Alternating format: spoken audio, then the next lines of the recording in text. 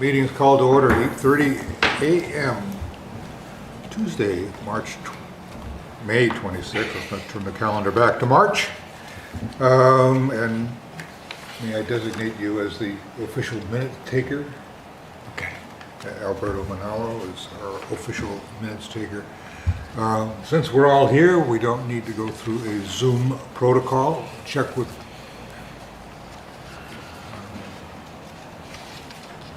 Craig. The audience is rather transparent here this morning. Craig, is there anybody on Zoom? Transparent on Zoom also. All right. Well, we will reserve time for later in case somebody arrives, say at 9 o'clock as per our usual. I managed not to get the agenda to Karen after you had all responded dutifully in time on Friday, and then I got tied up with something else, and by the time I got back, the witching hour had come and gone. So we are not official today, so we have our meeting notes as opposed to meeting minutes. And therefore, we don't really need to approve the agenda because we can't vote, nor can we approve those wonderful minutes from last month because we cannot vote at the time. I just would like to say that I made some modifications to the draft minutes that I sent via email. I changed the date of the next meeting to May instead of March. Oh, okay. That would, we might not mind until then. I didn't notice that. And then another typo that I found and I corrected. Yeah, I caught that in a couple of typos. I can send you my modifications if you want for comparison, but Yes, please. none of them were substantive except that date. That would be a good thing, and then we will approve them at our next meeting in June. So, thanks for looking after that, Alberto. So our continuing business, Doe Farm Land Stewardship Committee. Nothing specific for the Doe Farm in terms of our management, but tomorrow our land stewardship coordinator Veronique Ludington is leading a French conversation group around the Doe Farm. We did that on the Thompson farm last month, and so I said, oh well, Veronique picked Doe Farm for this time, so I may or may not join them again, dust off what French I sort of remember. I actually remembered some technical forestry terms as I was stumbling through the woods with them, so it was sort of fun. Anyway, that group is going to meet down there, and then on June 6th, the Lamprey River Advisory Committee, which is tied to the federal Scenic Rivers program, is doing a little kayak trip up from Newmarket, landing at Doe Farm. They're going to take a walk around Doe Farm. I'm going to be there to say a few things about the trees, and Durham resident Richard Lord will be there to say a few things about the history of the Doe Farm, which he apparently knows quite a bit about. So that's on Saturday, June 6th, and the time is in flux at the moment, but Is that published somewhere? no, it's not like a public meeting or anything. It's just No, I was just like, is it Parks and Rec or no, is it embedded in the Friday updates? no. It's just something that the Land Stewardship Committee itself is doing on the river. I'm not sure exactly what's involved, but they were coming our way, so and they asked if I would walk them around since they had put up some of the money for our management plan. Okay, yeah, I owe you guys that. But so that's what I have for the Doe Farm at the moment. The Land Stewardship Subcommittee also met on Wednesday, the 13th. Most critical things is they're continuing to work on the kiosk signage. And the Doe Farm is sort of the guinea pig in terms of probably the first one they'll put together. Certainly they're using it for the mock-up, and that design will be used elsewhere in town. So our responsibility will be the beneficiaries of being up first. I watched the last meeting yesterday. Was there a final decision on whether North is up on maps or not? No, there has not been. Okay. That was an interesting discussion. We ultimately, the question, somebody remarked that the map at the Doe Farm was upside down. I went down and looked at it. No, it's not. It's oriented with north up. And we ended up taking a little poll around the table, and it turned out all those folks who had professional resource background want their north arrow pointing up. None of them oriented. And I did take some pictures of other signs, both university signs, like at the UNH Woodlands, wherever they are, a couple of town signs in Durham, and a couple of town signs in other towns, and everybody's got it to the north.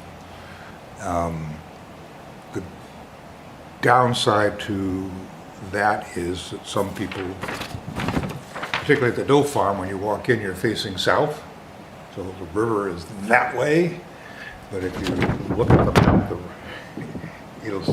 the river will be at the bottom of the map instead of at the top. So it's not the direction you're going. The downside to doing the rotation is then if you have more than one map on a piece of property, you've got to orient the map appropriately at each site, which meant you now increase your cost. Well, if you're mid-site, do you have to have two maps, one pointing, One to get you in and one to get you out. Yeah. assuming they don't want to go left or right? Yeah. So, I understood the I- argument about people using their phones, but, you know, you can set your phone to have north up. yeah, and you can also set your phone to, I'm sort of figuring, you can look at the map and then use your phone. So the map probably should be north. So, anyway, that's continuing, it was an amusing discussion. We did a recap of the herbicide issue down at Mathis Cove, and the bottom line is that the town is not going to treat the Japanese knotweed down there, except to keep it whacked back on maintain the visual right of way. So for now, they're not going to be doing anything. But that ultimately raises the larger question about herbicide applications elsewhere on the town properties and for what purposes. And we have used herbicides successfully at the Doe Farm. Absent those herbicides, we would have a buckthorn forest as opposed to a real forest. And in other places, they use chemical applications to control poison ivy by the trails.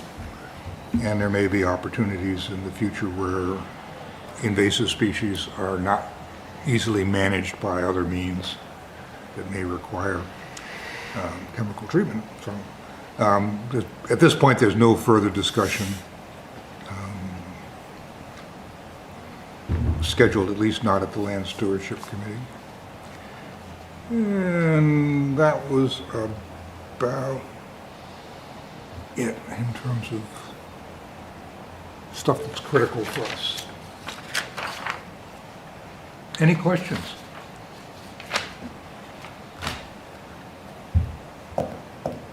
There being none, we can move on to the cemetery committee. Well, it has been a surprisingly quiet spring out at the cemetery. We have had no new sales nor inquiries. We have only had 2 burials so far this spring, and both have been cremains. The scouts have placed all the flags in advance of Memorial Day. And I spoke with Ken Mitchell about that, and I'm very grateful for their work. As you know, they also place flags in some of the smaller graveyards around town. So they tried to catch every veteran buried anywhere in Durham. Very impressive project. I have no new updates on the GIS project. The next step is Stephen Lutterman and I have to go out there, kind of walk the boundaries, and that'll take a few hours. So it's just a question of figuring out times on both our schedules. You know, with the run up to the end of the academic year at UNH, I couldn't commit to taking 3 or 4 hours off during the work week for that until post-commencement, so we've just got to get that scheduled. And likewise, I know I said at the last meeting I was thinking of scheduling a cemetery committee meeting after this meeting, and likewise, that did not happen. I should know better that there's a sprint between late April and late May over at the university, so that will definitely be after the next meeting. I will poll our committee members after this meeting to see if they're available, and then get that scheduled up and put an agenda together for after the June meeting. So that's it for the cemetery committee. All right. Any questions? Is it the cemetery committee that would ask the town council for the funds to reimburse the Boy Scouts, or to buy the flags directly themselves? The town buy the flags directly? Or is it this committee, or? I don't think it's that the cemetery committee would ask the town, it's that the cemetery committee itself would approve that expenditure. The town council doesn't ultimately have authority over the cemetery committee funds. That is the cemetery committee's job.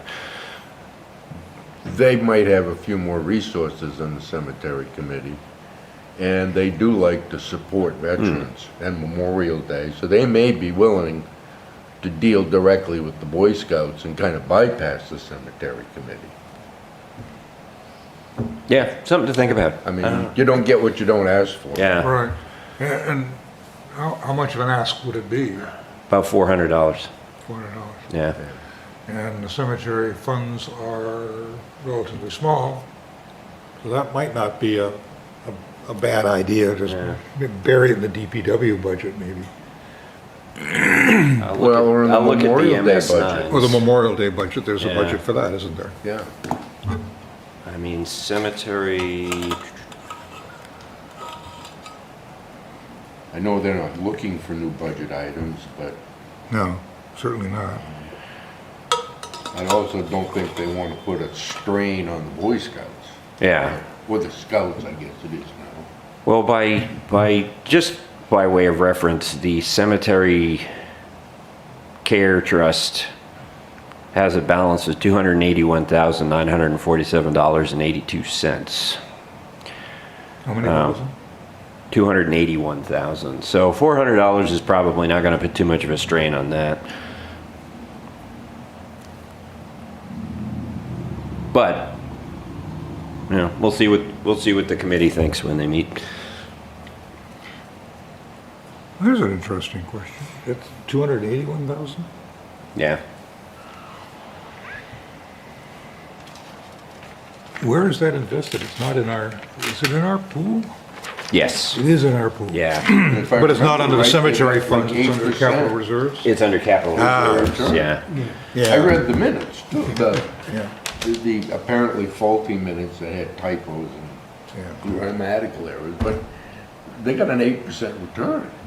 Yes, So that's like a little over 17,000. Oh, pardon me. For point of reference, sorry, I was just reading principal.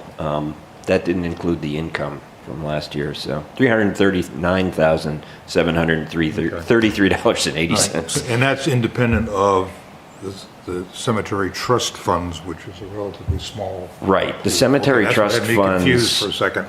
are the private funds Right. for the graveyards and tombs around town, many of which go back to the 19th century. And in total, we can't use that for this. Yeah. Right. But That was, Yeah. for some reason, that was spinning in my head. in total, that's about $59,000, but that Right. isn't, that's things like the Bunker Cemetery and the Adams Tomb over here and whatnot. No, the Cemetery Care Trust has that 339,000. The Improvement Trust has about just under 56,000, and the Special Projects Trust, which is donations, is about 1,500. So there's a decent amount of money available for cemetery improvements, maintenance, things like flags that we'll have to mull over at the next meeting of the cemetery committee, because there's also some repairs that need to be made out there. All right. Any questions regarding our cemetery committee? All right. Hearing no further. And thanks for the explanation of all that.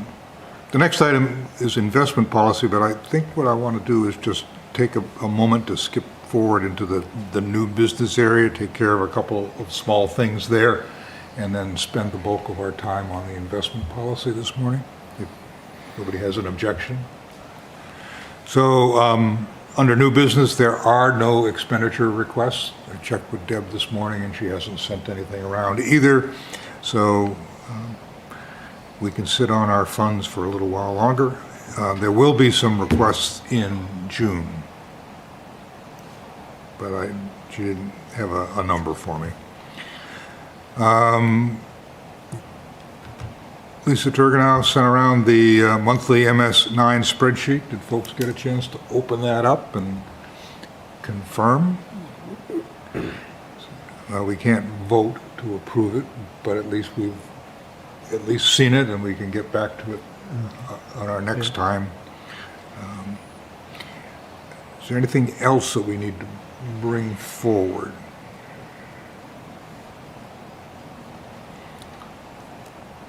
I'll note that our next meeting is June 23rd. Make sure that's on the calendar. I think that's, I'm pretty sure that that's the 4th.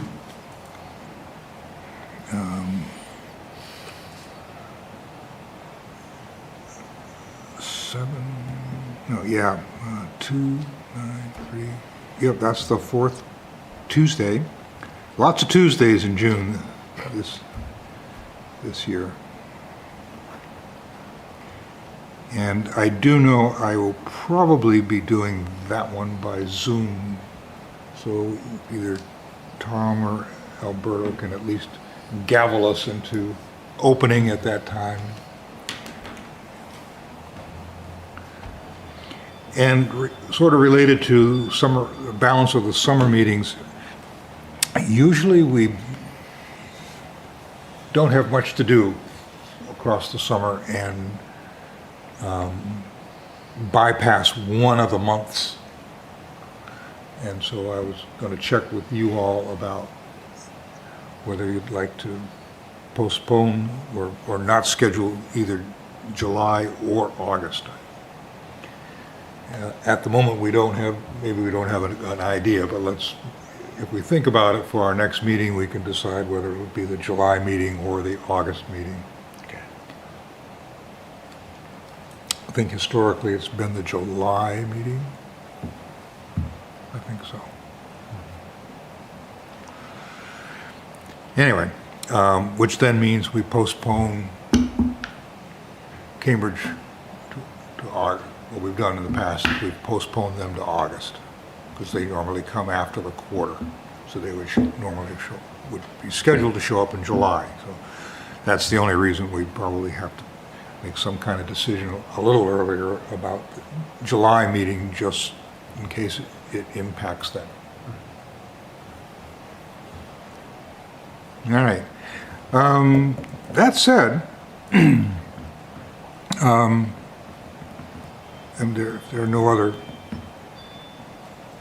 observations or questions. James, the question that you had, you were looking at the list of trust funds or something, and you saw something about you saw the magic words court order It did. associated It was with the scholarship. Scholarship funds. Right. And James and I had an email exchange, and there's a little history to that. When Mike Evangram was the business manager of the school district, and in charge of expending getting those funds organized for the various scholarships, some of them came as non-expendables, so only their interest could be spent. But over time, a variety of things happened. One, inflation stepped along, and the cost or the impact of a $200 scholarship sort of disappeared, to the point where students wouldn't even apply for those because it wasn't worth the effort to do so. It had zero impact on their financial status. And then in the Great Recession, the principals of those funds took a big hit as well. So all of those things combined to make some of these scholarships ineffective. And the school board wanted to know if the grantors of those scholarships would be willing to change them over to expendable scholarships. And since my wife and I had made a contribution along those lines some years ago,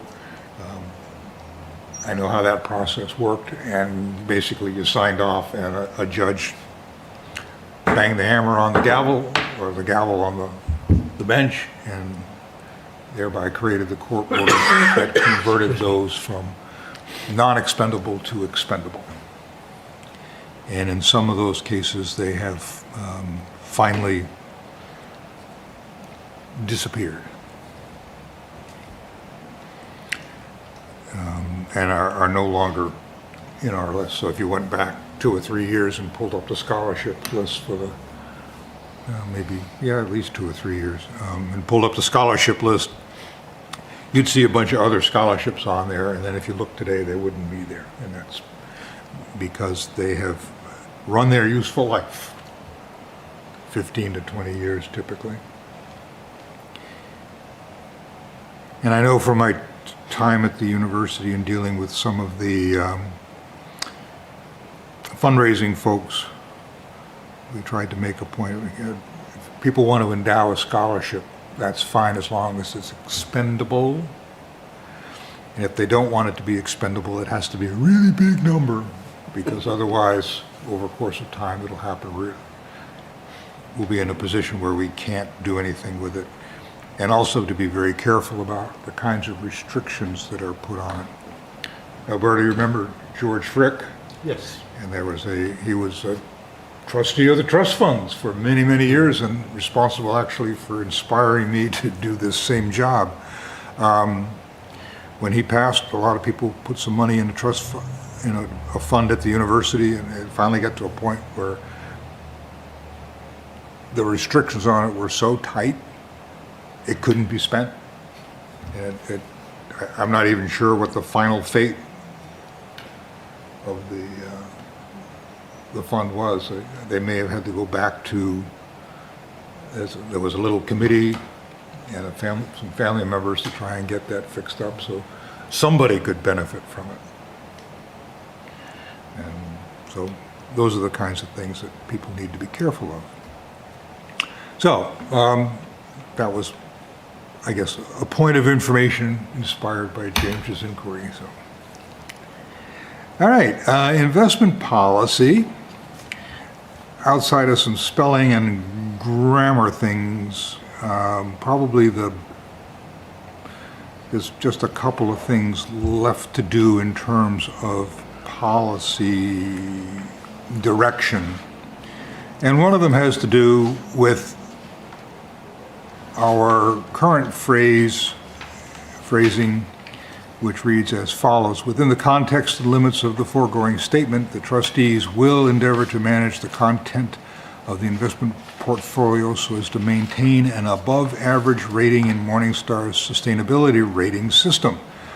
And the trustees will work closely with the investment advisor to achieve this objective. And what we've learned is, as the mechanisms that we use for investing have shifted, that this phrasing doesn't particularly apply. At the moment, Cambridge Trust is applying that Morningstar sustainability rating only to the international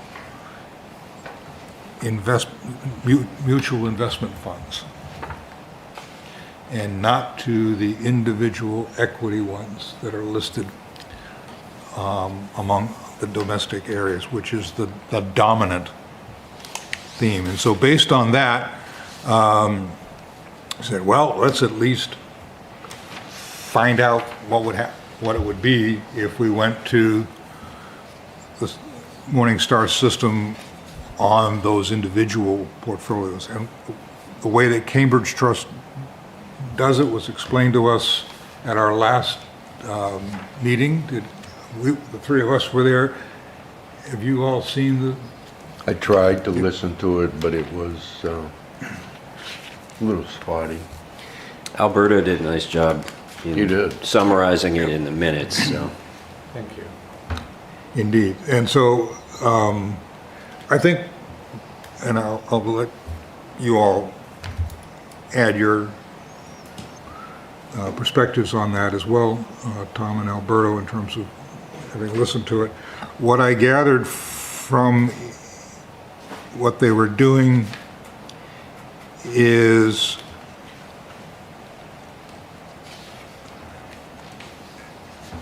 winnowing down the potential holdings to things that met a investment criteria, which they outlined to us. And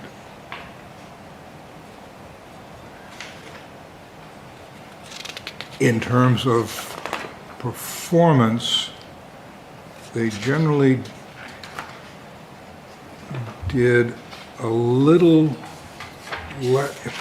their performance was variable relative to what we were in. Sometimes it matched, I think, over some time period, but I think for the most part, I don't know if I brought that sheet, for the most part, they did not come up to the same level as the portfolio that we are currently in, or at least the management strategy that we're currently in. And the other big difference was that more of the performance was in the value of the underlying principal, the stocks themselves, and they generated significantly less income than our current holdings.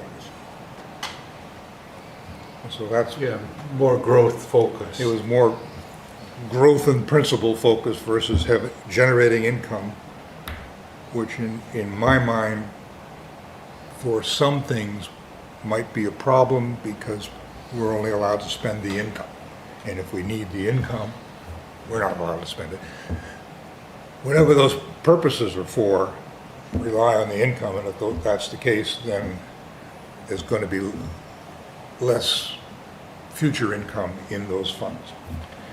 In other cases, like a capital reserve, where the town wants to buy a fire truck, you can liquidate income and principal. So, those seem to be the differences in terms of number of performance. And the only other thing I might add is it does constrain what you can put your money into. If you're on income. If you were generally looking at overall performance in the kind, if there were a sector suddenly that was doing well without being in the sustainability fund, you couldn't take advantage of that. And they're largely not in the energy sector, by way of example. I guess what I was getting at was the difference between a total return versus an income return. Right. In this case, there were times when they were right together, and there are other times over various durations that the current strategy was above. I think there was only one short-term thing where it was a tiny fraction better in the sustainability one. I wish I had that piece of paper that they gave us. I grabbed some things, but not everything. Oh, that was that email from Lisa a No. couple times ago, a one-pager. Yeah, it's a one-pager called Equity Performance. I'm not sure That's that. the one I'm thinking. And so, if I look at the composites for each, so this is as of last month, the 1 month performance, both were negative, but the sustainability was more negative. For the quarter, both were negative, but our equity approach is what is called equity income composite, was only down 0.2, where sustainability was down 4.7. 1 year, here's where the sustainability was 17 and equity was 16.5. 3 year, 15.7 for equity, 14.6 for sustainability. 5 year, 11.1 for equity, 9.5 for sustainability. 10 year, 13.0 versus 13.1.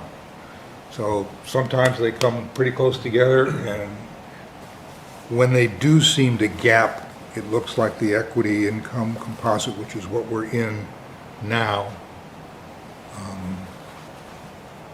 seems to be doing somewhat better. And then again, so that's the total return. But how that's actually split out in terms of value growth versus income is not described here, but in general, Chris and the person who came, Stig Zarl, indicated that more happened on the value of the underlying assets than in the income, if you would switch to sustainability. So, that was my take. Alberto? Pretty similar. The sustainable strategy that I follow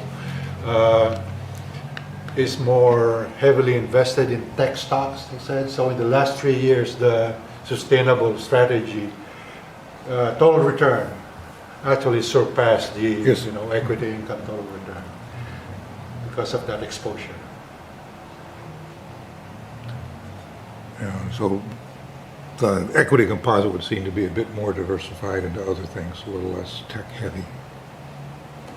Tom, any take that you'd like to add?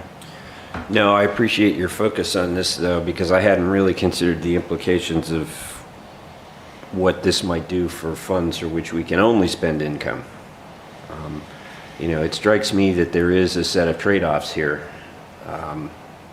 And sustainability obviously, is a worthy goal, but we have to think about it in the context of what our overall goals are for the town.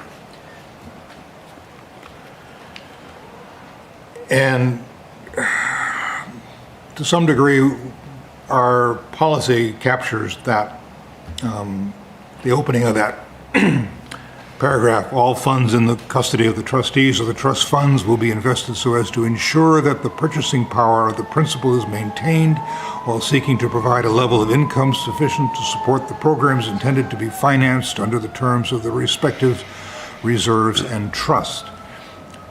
The next sentence is, within the context and limits of the foregoing statement. With the background noise, Oh. you know, what if we're gonna build a firehouse next year? That should have an implication on how the fire funds are invested. And that they probably want it to be closer to income and not equity, you know, not the total value, because they're gonna spend it next year. And so they don't really want the risk of it going down. And I'm not sure we get that kind of information that says these funds should be considered near-term requirements versus, oh, you guys got 5 or 10 years to recover. So go crazy.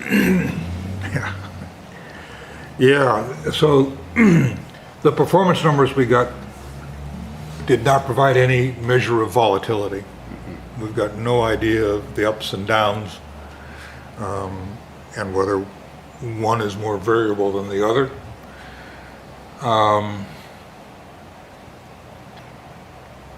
There's only a couple of massively large funds, sewer and water, things like that. And I don't know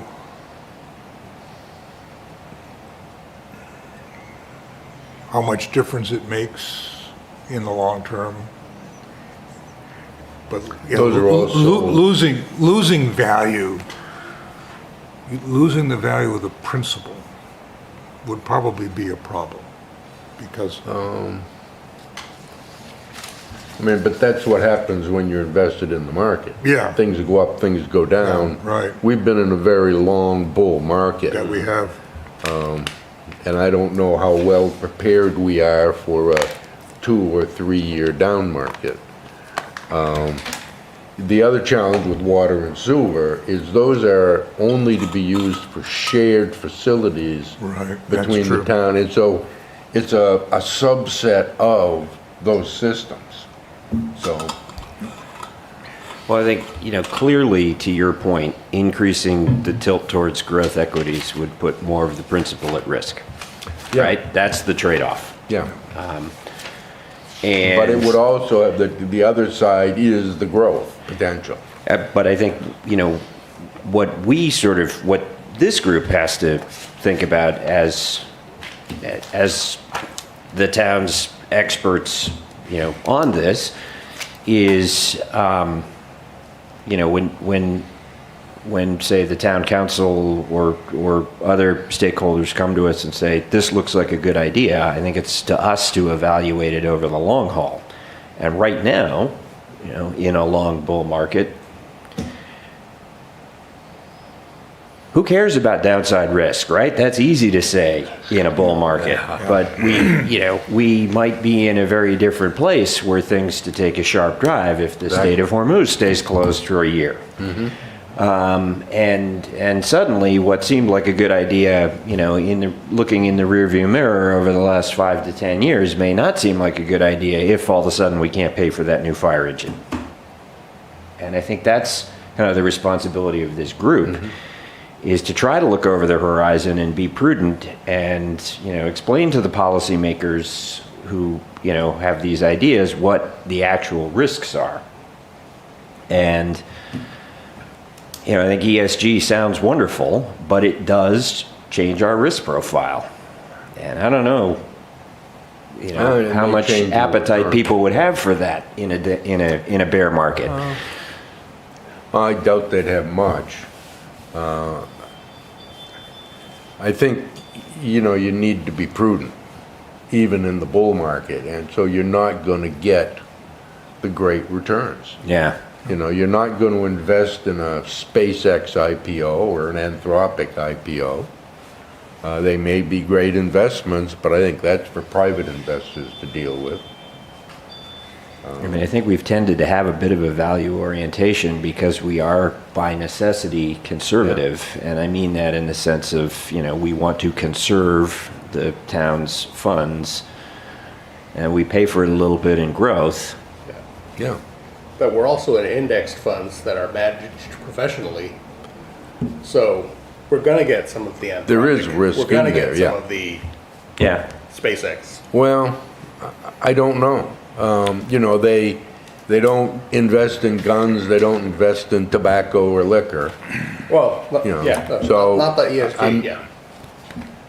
Okay, you're talking the equity fund. Yeah, Yeah. Yeah. Yeah, I'm not sure in our mutual funds are almost all international. And those are limited, like, was it 20% was international? Yeah, Look at the investment policy. they're in and around 20%. Yeah. Yeah, there's a developing international equity fund. I think it's like 19.9%. Yeah, that's exactly right, 19.9 this past time. And emerging market equity, so a SpaceX wouldn't be in those. no. If a SpaceX were around, it would be in domestic That's true. equity, Yeah. which we don't have, but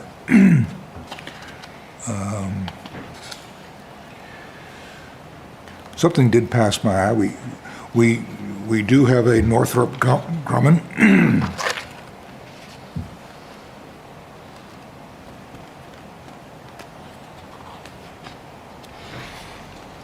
Those are all treasury things, utilities, fixed income.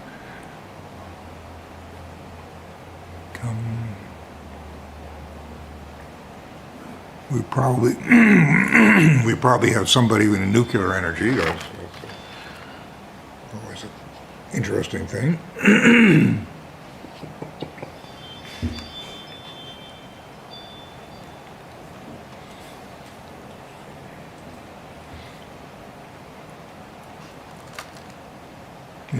Yeah, we've got all kinds of stuff.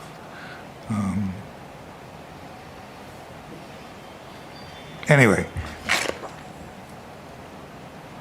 have a fairly mixed portfolio, and I think in the past we've some of this other discussion is touching, you know, what's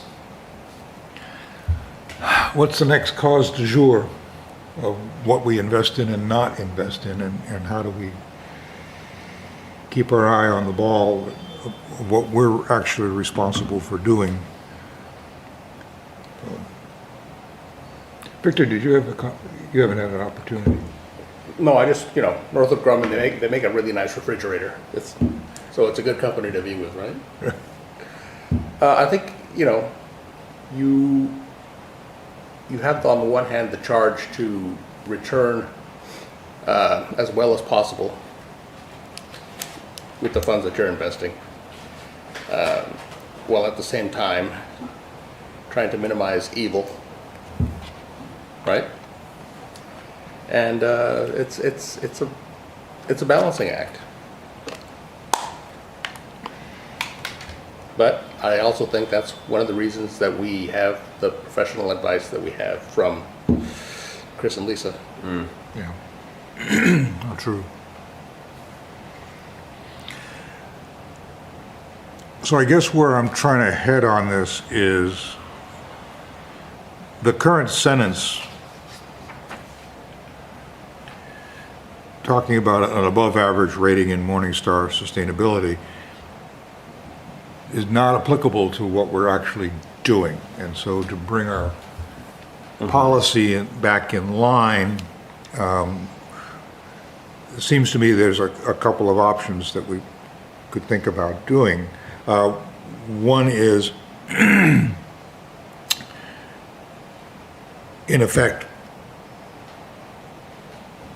implementing that strategy as written by changing the kind of pool that we're in. So rather than in the, yeah, I learned to talk this morning, rather than in the equity income composite, which is what we're in now, that we switch to the sustainability in, whatever it's called, sustainability. It's written on the, whatever that sheet of paper you had given to me, I gave back to you, I think. There's a technical name for it. Sustainable equity. Sustainable investment composite is the term that's actually here, and we're in the equity income composite. So one strategy would be to, in effect, be clear that that's what we want to be in and adjust this language. The other option that I see is to indicate that our two international funds, which are mutual funds, would meet this criteria, which is essentially the current practice. Yeah, I think that's the direction we should go. Remove this reference to Morningstar, that particular sentence, and explicitly state that, and this is what Chris Lucas suggested, that, explicitly state that for domestic investments, we follow the equity income, and we apply the sustainable equity approach for the international component of our equity investment. Okay, we can't vote on that, but it might be interesting to hear what people think about that, with the idea that at our next meeting, we could somehow craft some language and get that put on the table or built into this document, and with the idea that we can finally look at the document and say, yeah, this is what these are the changes that we're going to make. Well, any reaction to? So Alberto, just to be clear, I'm looking at the minutes from the last meeting, and Chris Lucas said, we kind of have a couple of options, Yeah. as you summarized, and you're basically saying move towards the second one. The second Explicitly one. state in the IPS the Yeah, town wants to. because that's what we're doing already.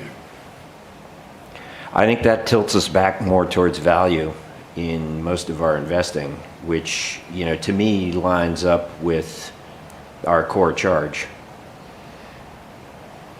Again, I'm not trying to be critical of, the town council and the people who brought us this way, but I think it's up to us to help them understand when they say things like move towards sustainability, like what that actually means and what the implications would be. We're sort of the experts on that with the advice we get from Cambridge Trust.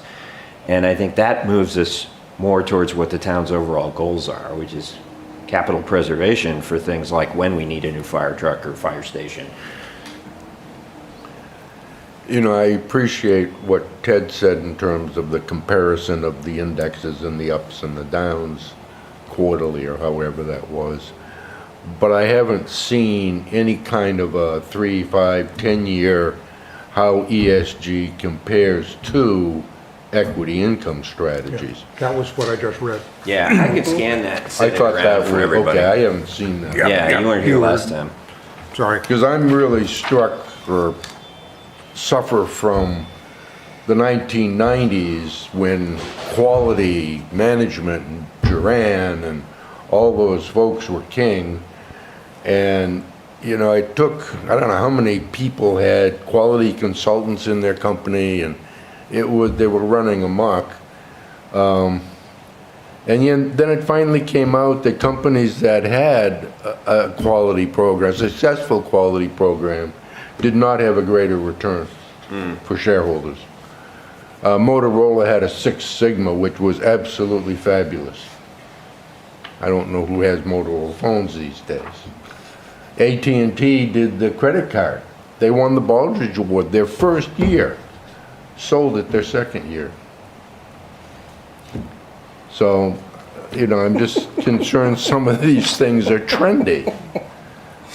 We don't do long-term. It's not us. Well, Yeah, well, you mean Americans? I wholly understand that. No, I think your point is well taken. And I appreciate what you said, that, you know, in the end, we really need to present the value on average year after year after year. Understanding, sure, there's ups and downs, but it's a value-based investment. It's kind of the Berkshire Hathaway approach to life. so the numbers I read, Okay, I thought they the were top- quarterly. yeah, those are the top two, I'm sorry, the bottom two blocks, and then I just read above the line, which was the composite itself, and you can see sometimes the sustainability one does a little bit better, and sometimes it does not. Yeah. So, and to be clear, we haven't been asked to do this, but in the context of reviewing our investment policy, our current statement doesn't match practice. And we've, Yeah. in a couple of other places, we've caught up on that, the duration issue, the insurance issue. And so trying to bring this about was the impetus for this discussion and why we had this come in. Well, we said we were doing that. We're not. We're doing something slightly different. And the point of the last meeting was to hear from the manager of the sustainability investment composite, how that all worked and what the performance was and what the differences were between the two. And that brings us to less focus on income in the sustainability thing, and depending on which duration you look at, whether you did better or not.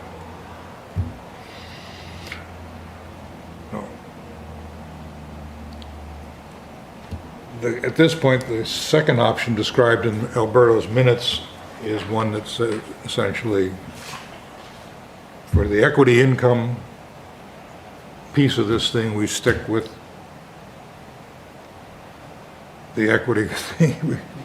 We don't mess with that. And that we, as is current practice for the international funds,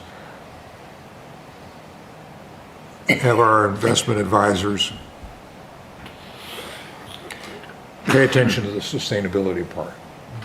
And whether we actually have a Morningstar number on, I don't know, I don't remember whether they actually put a Morningstar number on that to use it or not. I think the point was to get away from the Morningstar rating. Get You away know, from and the use their- explicit statement of the. Use their proprietary Yes, that's right. Right. strategy, which is far more comprehensive, from what I understand. Right. And I'm all for, by the way, you know, making sure current practice aligns with what we say we're doing. So you know, I'd be 100%. I know we can't take a vote today, but I'd be 100% in support of that.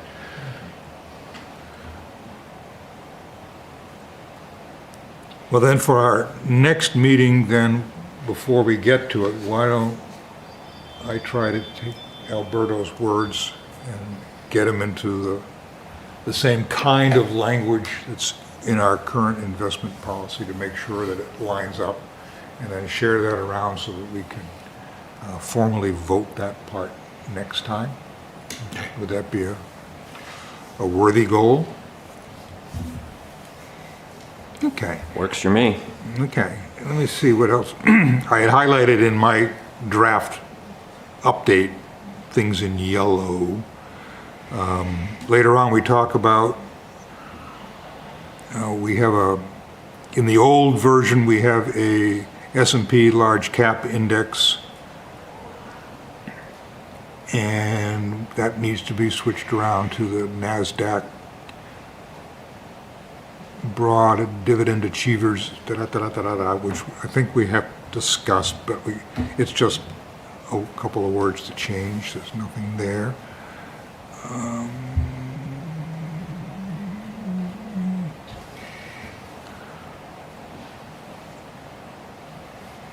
I think we have already voted on being clear that the insurance is for omissions and errors of omission and commission.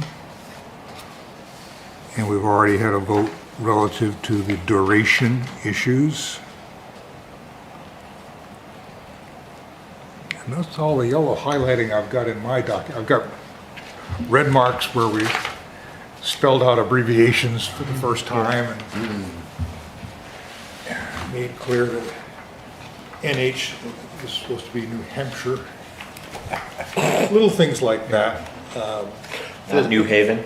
Now, For the sake of clarity. exactly. Northampton. And in, my wife insisted I mispronounce New Haven. You what? There's apparently people who live in the New Haven area stress different syllables than we do. No? I don't know how it's done, but she corrects me all the time. And I ignore it. It's kind of like if you live in the North Country, you might be in Berlin, not to be confused with Berlin, which is how you can tell whether somebody's Yes. from New Hampshire or not. Yeah, that's What's that exactly. town up there? Or Louisville. Or Calais. Or Yeah. Calais, yeah, or we're in Calais. And if you know what people mean when they say the county, You might be from Maine. you might be from Maine. Some of us are from the county. Wipers, From the county? wipers instead of Ypres. We're there. Holton. Holden. Not the edge of the world, but you can see it from there. Oh, yeah. Yes. Just over there. If the map is facing north, it's just over there. There's a, hey, so you're, one last little thing, you're familiar then with that nice straight line that goes straight north out of Holden practically, on the Yeah. border between Canada, between New Brunswick and Maine, is the east line of the state. And all of the unnamed towns, which are instead numbered, Township range. township and range number, so township 5, range 7, requires some letters after it. WELS, west of the east line of the state. Excuse me, You Ted, know- could you please sit forward? Yeah. Microphone, thank you. Yeah, so you know that you're so far over. And the problem in Maine is you have to have those letters, unlike you don't need them in the west, because there are several survey blocks in Maine which will drive you absolutely nuts. Somebody tells you Township 3, Range 4, there are at least 5 of them. So you need to know what the letters are. All right, thank you for a very productive discussion. I think we're going to be in place to approve our policy next time. Great. We don't need a motion to adjourn because we've not really at it. We can adjourn, but that we don't need to vote and cannot vote, in fact. Is there anything else for the good of the order?